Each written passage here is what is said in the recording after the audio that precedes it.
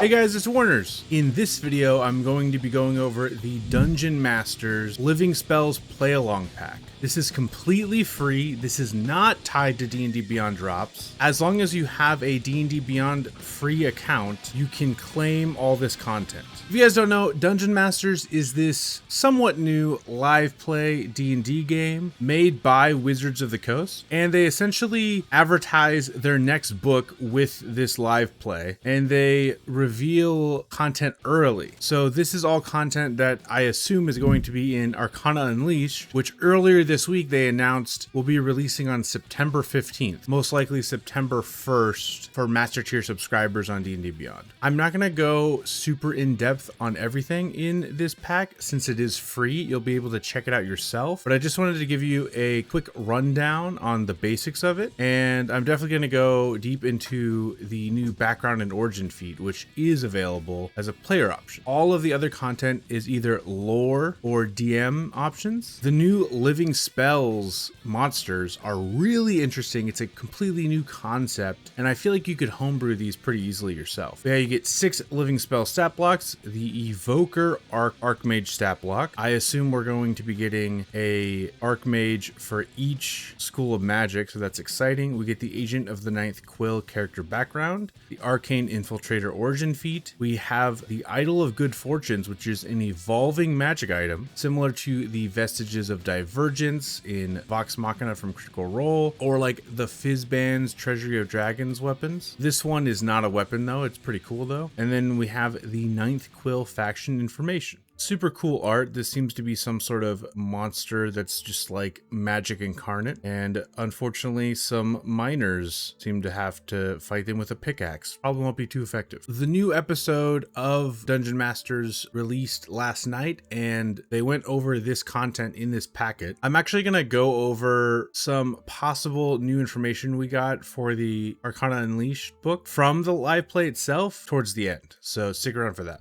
They explain the inspiration that this packet is based on the session that Jasmine, the DM, came up with. Super cool. It's saying that you can just use it with the basic rules. They give you the situation, the story hook. They give a brief synopsis of the Ninth Quill faction. There's this really cool warehouse map. It's pretty big, pretty spacious. They explain like that these living spells are in these crates, and you roll a d6 to determine what living spell is going to be active. Interestingly, we have Flaming Spear, Acid Arrow, Gust of Wind, Shatter, Burning Hands, and Chromatic Orb. Some of these are first level spells and some of these are second level spells. I'm going to go over them briefly, not all of them, but just kind of help you understand how these are designed and how they're pretty easy to make yourself, I feel like. So we have the Living Flaming Sphere. It is CR1. It's a construct, so that makes sense. AC 15, 30 HP, 25 feet of movement, and 25 hover of fly. They're immune to fire and all the typical construct immunities. Blindside is 60 feet. They get a general magical strike action, which is 1d6 plus 3 fire damage. And then they have spell mimicry. They all have spell mimicry, by the way, and it seems to basically be you casting Flaming Sphere. So it gets its own stuff on its own, and then you have the recharge ability to essentially cast the spell that it is named after. So yeah, that's pretty cool. And then you get the bonus action Move Sphere. I'll go super in depth on this one just as an example. I might as well. For some reason, D&D Beyond is being slow, so I found it on a different website. So yeah, the bonus action for Flaming Sphere is typically you can move the sphere up to 30 feet, and then they make a save against the sphere, or they take the typical damage. But the bonus action Move Sphere for the Living Flaming Sphere is just movement. So yeah, they basically make it so that the spell mimicry is like you have access to the spell for 1 round, essentially, and then you have to recharge to use it again. But they wanted to give you the movement of Flaming Sphere. And I find that interesting because they could have just used the regular movement speed, but instead you get essentially double that. And I think the reason for that is because the other spells will probably have a similar move speed. So they wanted to give the Flaming Sphere a little extra, which makes sense since the spell has that ability inherently in it. One thing I just noticed is look how low all of the mental stats are. Again, they're immune to most stuff that you would use mental stats for, but if you're doing a damaging spell that requires an int, whiz, or charisma save, these things are definitely going to fail them basically. And yeah, essentially all the other spells are what you would expect. Acid Arrow, same CR, all that stuff. It's immune to acid. It has the same magical strike. It has the same spell mimicry ability, like you casting the spell. Gust of Wind is interesting. It's immune to force damage, which is really rare and not what I would expect from wind, but I guess they wanted something and there technically isn't a damage type tied to wind. I feel like they could have done bludgeoning damage though. That's pretty typical, but I guess they wanted to make it a little beefier. Warlocks, good luck with Eldritch Blasting Wind. They also get a force damage attack. Living Shatter, immune to thunder, that makes sense. And yeah, it's typical stuff you'd expect. Burning Hands, same deal. Chromatic Orb, this one I find interesting because Chromatic Orb is a first level spell, but it's the same CR and everything as the second level spell based stat block. Chromatic Orb also has magic resistance and transmute element. The living spell has immunity to the damage type most recently chosen for its spell mimicry action, and its magical strike deals damage of that type. If the living spell has not yet used spell mimicry, its damage type is lightning. Okay, wow. Interesting.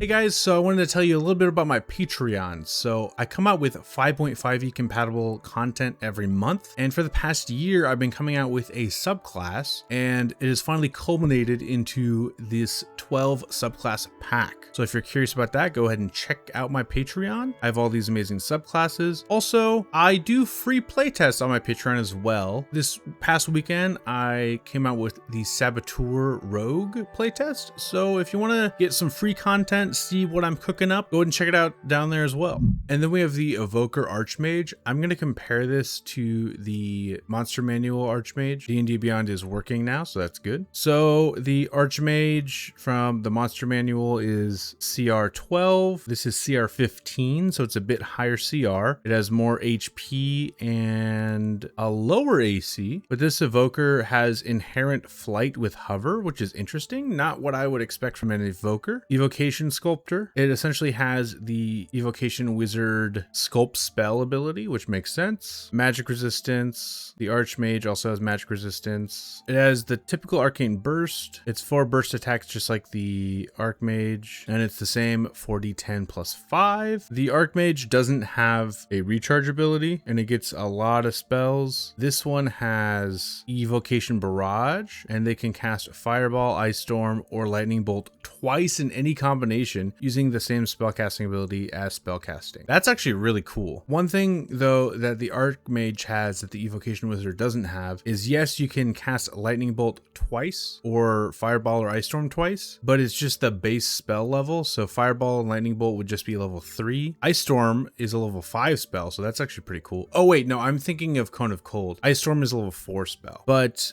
the Archmage gets a level 7 Lightning Bolt and also a level 9 Cone of Cold. So it actually has higher level, more potent spells, the regular Archmage. And then they get 3 castings a day of Counterspell or Shield. The Archmage also gets that. I find this really interesting.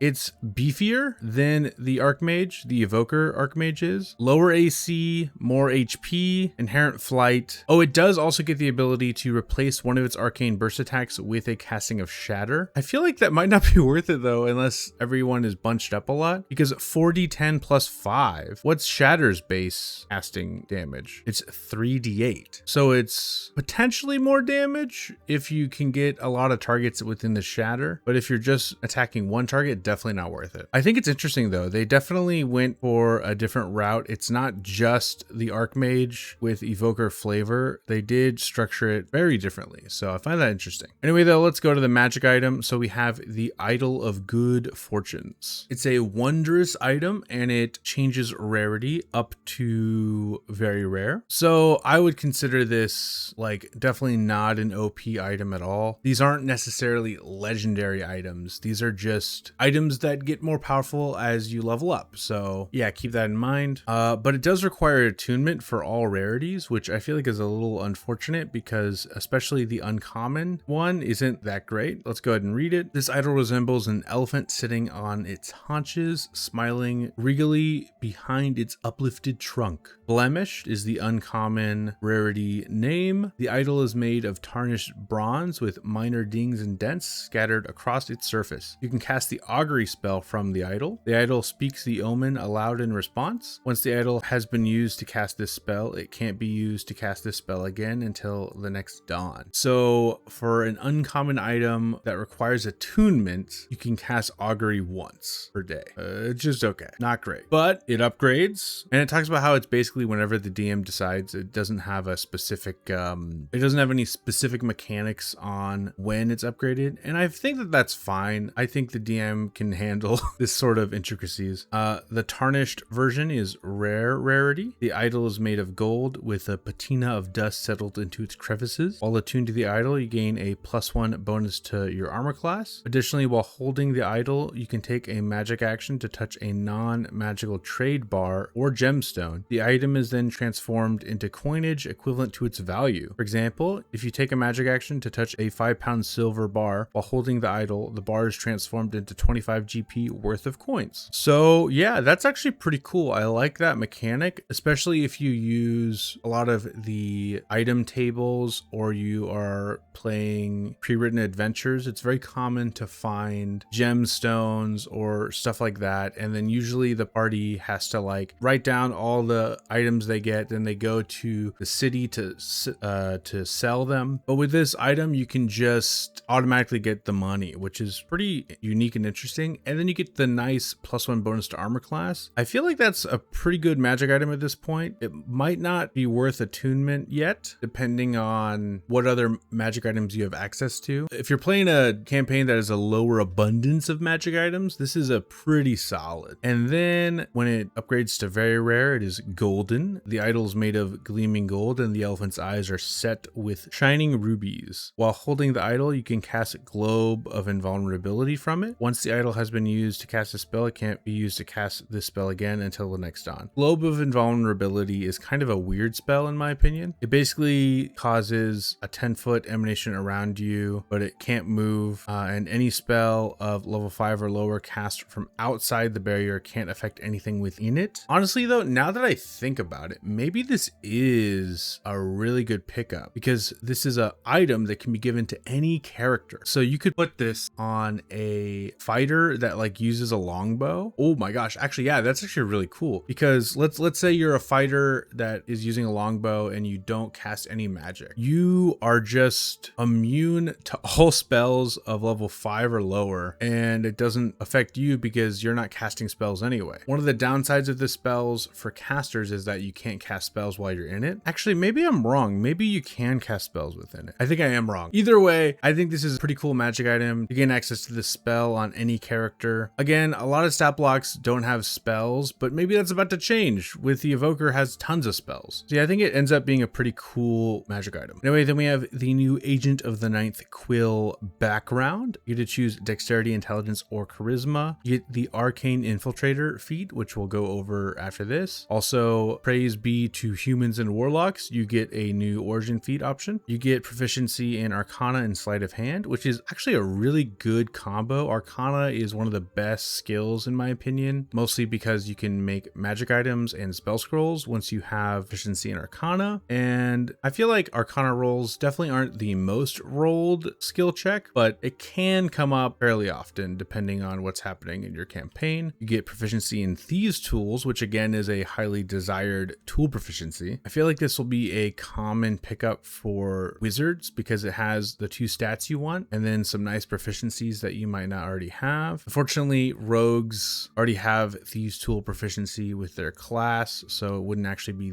super beneficial to them. And then yeah, you get this Arcane Infiltrator feat. You learn the Friends cantrip and you can choose your spellcasting ability for it. That's just okay. Friends is just an okay cantrip. I'm not a huge fan of it, honestly. But then you get this really cool ability, Cunning Diversion. You can take the dodge action as a bonus action. Normally, this is only available to to monks, and I don't think there's any other way to do this in the game. Like, besides monks, I don't think there's even a spell for it or anything like that. But yeah, you get to take the dodge action as a bonus action, and you can use this benefit a number of times equal to your proficiency bonus, and you regain all expended uses when you finish a long rest. I could definitely see picking this up on a lot of characters, especially squishier characters that are in melee a lot. Like, I could see picking this up, especially since you have charisma as an option on like a Valor Bard or College of Swords Bard if you're able to use 5e content. I guess they're a little tankier than the Valor. Definitely on a Pact of the Blade Warlock, especially since you can take it with lessons of the first ones. Yeah, I feel like this is a really, really nice pickup. And then there's this whole pretty long rundown on the new faction, the Ninth Quill. I don't know if this is Forgotten Realms exclusive because the Dungeon Master's live play is set in Forgotten Realms. I might look that up later, but let me know down in the comments what you guys know about the Ninth Quill. Is this completely new or is this from previous editions? And if it is from previous editions, is it Forgotten Realms exclusive? I could see them having these magic societies be more independent of campaign settings, since magic users like to go between planes sometimes, you know? They go over it very thoroughly, and then they even have the renown rewards. We saw this as well in Heroes of Faerun. I feel like these renown rewards aren't actually super good. In my own Forgotten Realms campaign, I homebrewed renown rewards for the factions my players are in, and then my DM that I'm also playing in Forgotten Realms campaign did the same thing. Like, this is, you can buy common potions and spell scrolls from Ninth Quill members. If you're being searched by the authorities, the Ninth Quill will help you out. You get an uncommon magic item from them at 15. You can read Thieves' Cant. The DM is creative with that. That could be cool. The Ninth Quill can provide you with a believable but useless duplicate of a magic item. That's actually pretty cool. You could trick someone into stealing a non-magical magic item. Okay. Yeah, it's like decent. I think the biggest benefit is being able to buy spell scrolls. If you're like a wizard, you can just get access to spell scrolls to gain access to new spells. That's pretty cool. Obviously DM discretion, but it gives you a more direct way to get access to new spells. Oh wow, and they give advice on making a character that's part of the Ninth Quill. It's like telling you that bards and fighters, especially those like the Eldritch Knight subclass, rogues, especially those that are arcane tricksters, warlocks or wizards, are commonly members of the Ninth Quill. Give you like a trinkets table. That's really cool. I like that. And then there is a whole new facility. It's a special facility for like Bastions level 9. It's called the Heist Planning Chamber. And yeah, it has a whole bunch of interesting stuff. Essentially, you can have a hireling send spies into a building within 50 miles of your bastion, and they give you like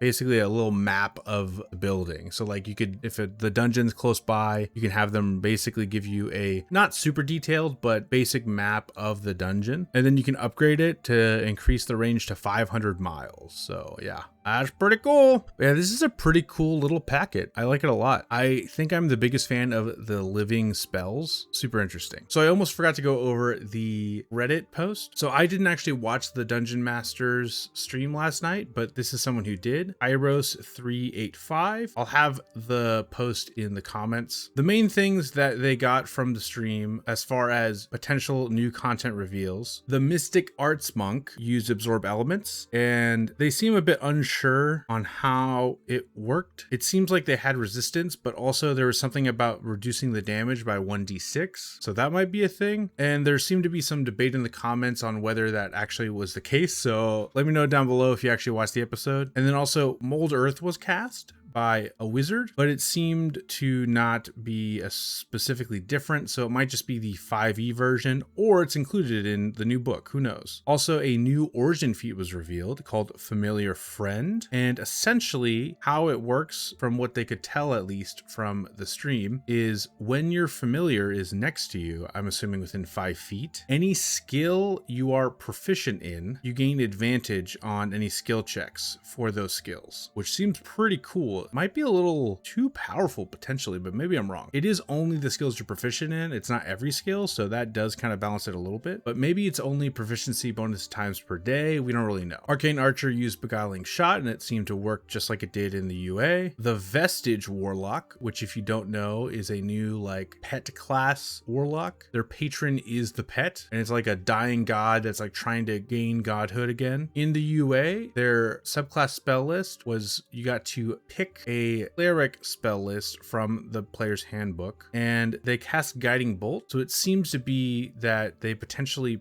picked the War Cleric as the spell list because the War Cleric does have Guiding Bolt on its spell list. And then also the Vestige did similar damage to what it did in the UA. Yeah, there's some monsters, stat blocks that were interesting. And also the Mystic Monk used the ability where they could replace one of their attacks with a cantrip. That's what we got from the episode, apparently. Thank you guys so much for watching, and make sure to check out my Patreon down below. I come out with 5.5E compatible content every month. This month, towards the end of the month, I'm coming out with the Swamp Sage Ranger. The name might change, still refining that a bit, but yeah, the art is being commissioned. It's looking really cool. It's art made by friend of the channel, Corey McNaught. So yeah, super excited for that. Anyway, have a great rest of your day. Peace out.